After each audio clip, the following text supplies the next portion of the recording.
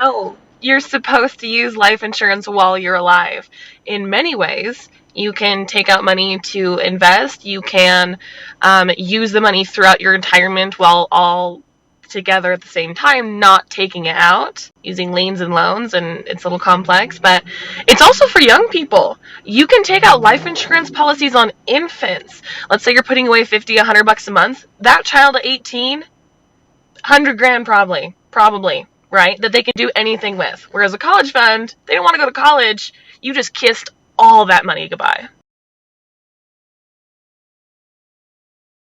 Hey everybody, and welcome back to Investing with Wesley. For those of you that are new here, possibly coming over from TikTok, where I released a reaction video on my wife's TikTok about this, let me introduce myself. My name is Wesley. I was in the financial services industry for about a decade. I still currently hold my life insurance license and various different security license, like the Series 66, 6, 7, 65, and 23. Although I was in the game for about a decade, I no longer am because of just how much I actually learned and how little the financial services and investment industry actually do to help you, the individual. On top of honestly not being the best salesman, I decided to give up all of that and instead turn my focus onto YouTube, where I could give you guys free advice that could hopefully actually help you to the best of my possible ability. And today's video is no different. Here I want to talk to you about life insurance because on TikTok and other platforms, the topic of wealth building, life insurance, investing, and anything finance is becoming such a huge trending topic. And there is a lot of terrible false advice out there. And that's why I'm making this video, because although there is a lot of true advice that this lady has just told us,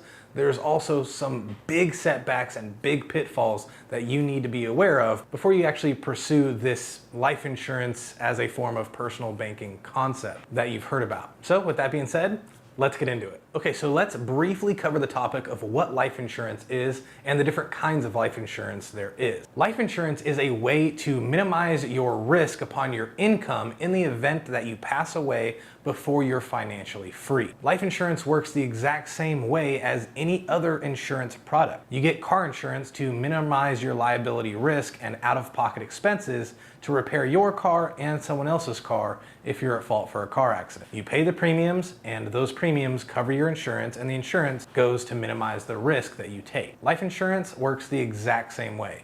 You pay a premium to have this life insurance. That way, in the event that you pass away before you retire, before your assets are paid off, and before your kids are in college and out of the house, if you pass away before any of that, the loss of your income could be catastrophic to your family's well-being. So you minimize that risk to your income by getting life insurance to replace that income in the event that you pass away too soon. Now, the life insurance game has been around for so long, but through all the years, it's boiled down to just a few products out there. The first one is term insurance, and I'm sure you've heard about what this is. This is the skeleton version of life insurance, the bare bones version. Term insurance is exactly what it sounds like. You're covered with this life insurance product up to a set term. And once that term expires, you are no longer covered unless you renew, usually for a higher premium. Now, the goal with this term insurance is to be covered for 30, 35 years while you're building your wealth, working your way to retirement, and raising your kids. And it roughly expires around the same age you're expected to retire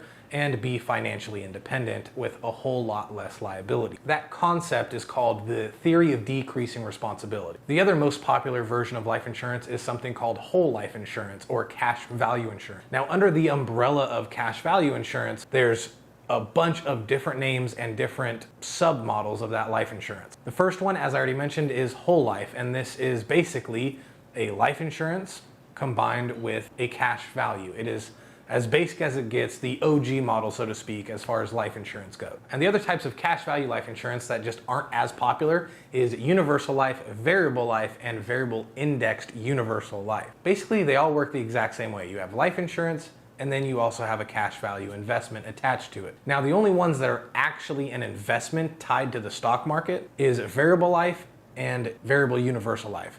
Pretty much any sort of life insurance that has the word variable in it is tied to the stock market and is treated as a real investment. In order to sell those products, you need to have the appropriate securities licensed to do so. Anything that doesn't have the word variable in it is not actually considered an investment in the eyes of the SEC. Now, sneaky salesmen, either on the term side or the cash value side, Both have their ways of making their version sound like the absolute best version. The pros about term insurance is that it is incredibly cheap as life insurance gets. The price you pay is fixed from the moment you sign up, so even if your health degrades over time, the premiums don't go up. They stay fixed throughout the term of your life insurance. And now for some of the cons. The cons of term insurance is that it expires worthless.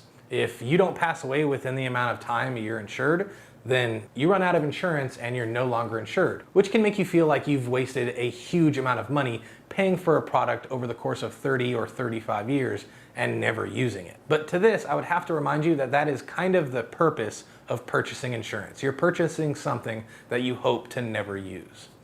Okay, so now let's talk about cash value insurance. Cash value insurance is unlike term because cash value insurance is considered permanent. It is there until you pass away, so it is guaranteed to activate that life insurance aspect of things. Now, with cash value life insurance, there is some huge pros. The first pro is that you have life insurance for life, it never expires, as well as you have a cash value accumulating. But because you have that cash value accumulating, you also are forced to pay a much higher premium in order to put money into both sides of this product. Whereas term insurance is extremely cheap, cash value insurance is more often extremely expensive.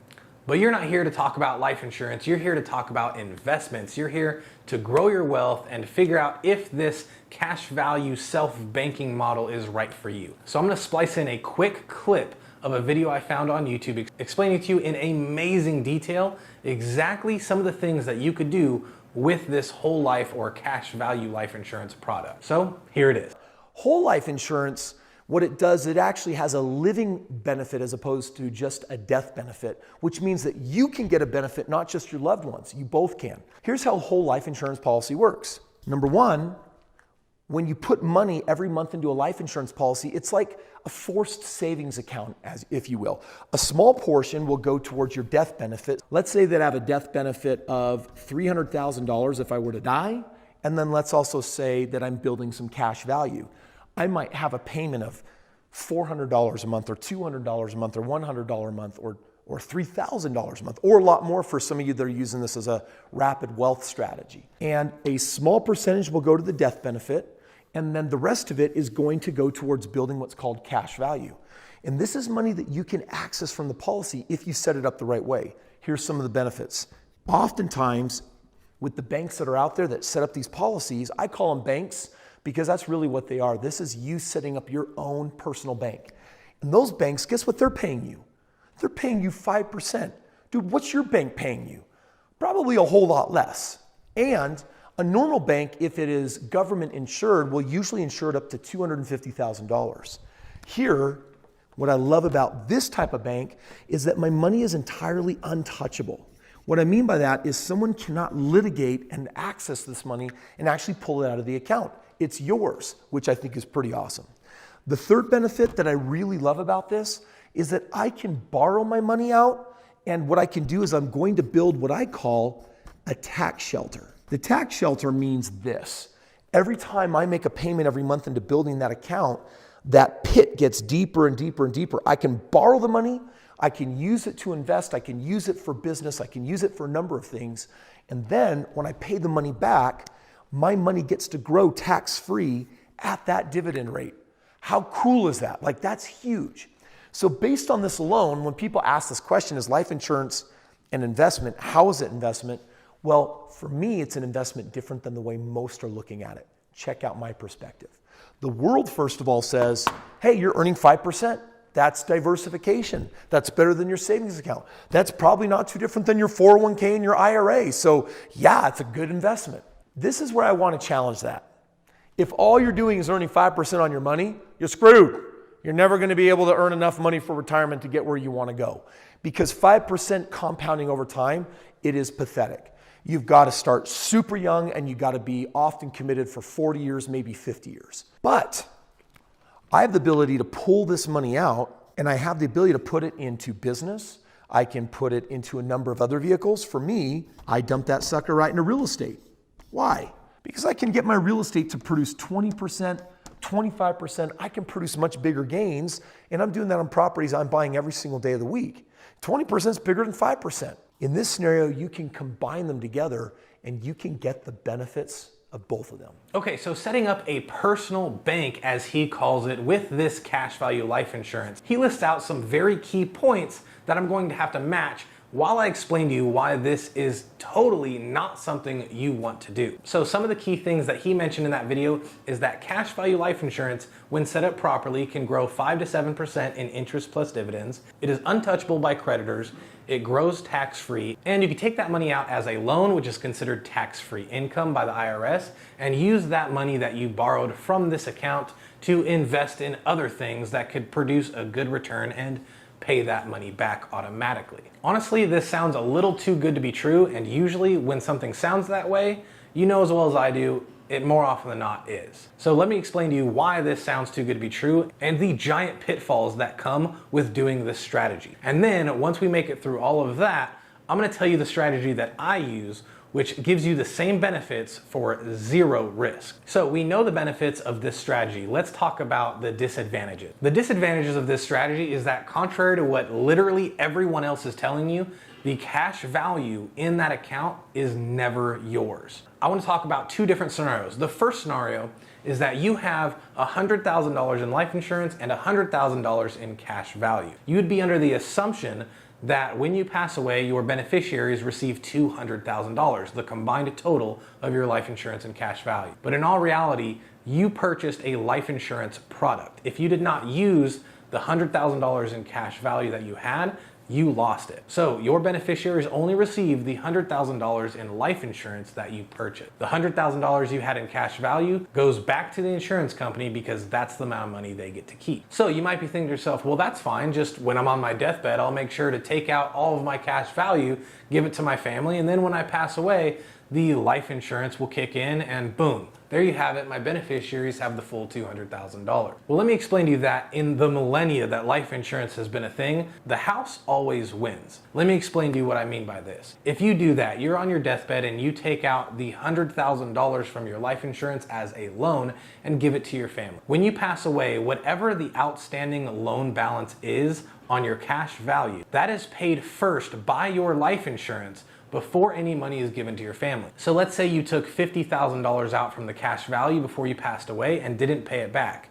When you did pass away, $50,000 from your life insurance would go to pay that loan back, and then the remaining $50,000 worth of life insurance would actually get dispersed to your family. So no matter what, whatever's in that cash value, whatever you decide to pull out, will always go back to the insurance company because that is exactly how this cash value product is set up. No matter what you do, the cash value goes to the house when you pass away. And if you have any outstanding loans on this cash value side, your life insurance will go to pay that off before it goes to your family. Now you could solve this problem a different way. You could say to yourself that I completely understand the risk and still want to pursue this venture in cash value insurance as a form of investing. Knowing the risk, knowing you're going to lose all the cash value, and knowing that the insurance side is going to cover the loans in this cash value, you decide to take out an additional life insurance product so that no matter what, your family is going to get life insurance from this second product, and you're still going to be able to access this cash flow on the other side. Well, honestly, who would do that? Who would buy two different life insurance products just to do what the first one falsely promised it would do? Another big pitfall when it comes to this cash value strategy that people are talking about is that they tell you to front load as much money as you can, just put every dollar amount you can to grow the cash value portion as quickly as possible, to let that 5% interest and dividend help you compound by putting as much money as you can into this. Well, the problem with this is if you put too much money into a cash value policy, you risk turning it into an MEC or a MEC. This stands for Modified Endowment Contract. And basically, if your cash value policy turns into a Modified Endowment Contract, you lose pretty much every tax benefit there is in this policy. Here's a video from Investopedia explaining to you exactly what a Modified Endowment Contract is and why you should avoid it at all costs.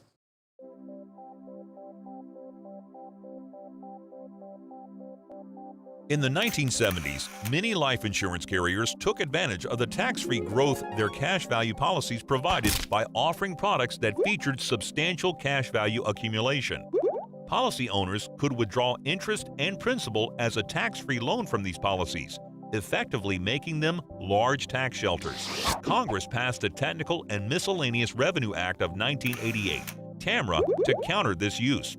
and TAMRA created the Modified Endowment Contract, MEC classification. To avoid MEC status, flexible premium policies must pass the 7-pay test, which caps the amount that can be paid into the policy over a period of 7 years. Any policy that receives premiums in excess of those limits become a MEC. New policies now include their own MEC premium limits, which expire after 7 years. The MEC classification is irrevocable, meaning the policy cannot regain its former tax advantages.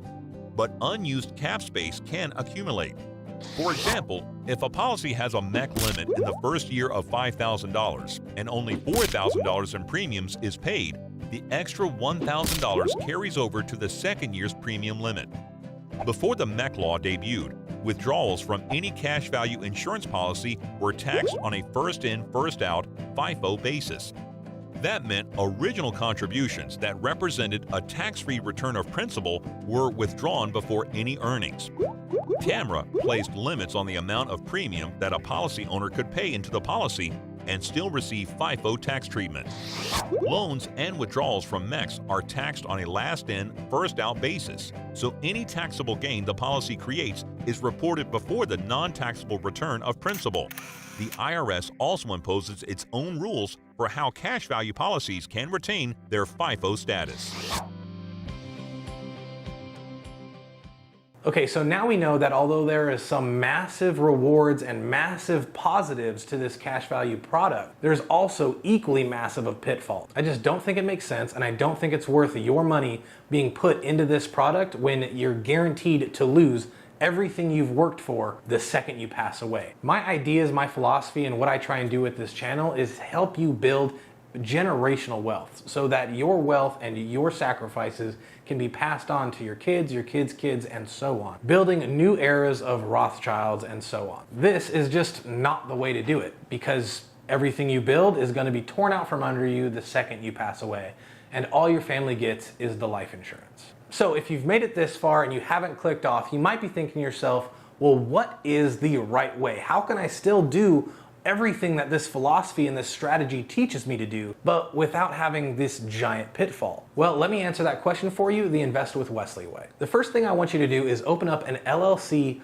preferably in the state of Wyoming. Now, you don't actually have to live in Wyoming, and you don't even actually need to have an actual business. LLCs have been used in estate planning for decades, and they provide an intangible resource to you, the owner of this LLC, in this entire strategy that we're going to be doing. The reason I'm saying you set it up in Wyoming is because they have really good anonymity laws and protection. So basically, you could be the owner of this LLC, and no one in the world, unless you tell them, is going to be able to find out. Once you set up this Wyoming LLC, I want you to get something called Key Man Insurance. Now, I know I didn't list this in the different insurance products at the start of this video, but Key Man Insurance is literally just term insurance, but the policy owner is the business, not the individual. And more often than not, the beneficiary of this Key Man Insurance is the business as well, not the individual. And often when it comes to Key Man Insurance, you can set exactly how long of a term you want. Most people set it until they reach the age of retirement, because the amount of assets they've accumulated more than covers any liabilities they have left over, and the rest can be passed down onto their family. You get a Wyoming LLC, then you open up Key Man Insurance. Then the amount of insurance you get is an appropriate amount. The first way to calculate the appropriate amount of insurance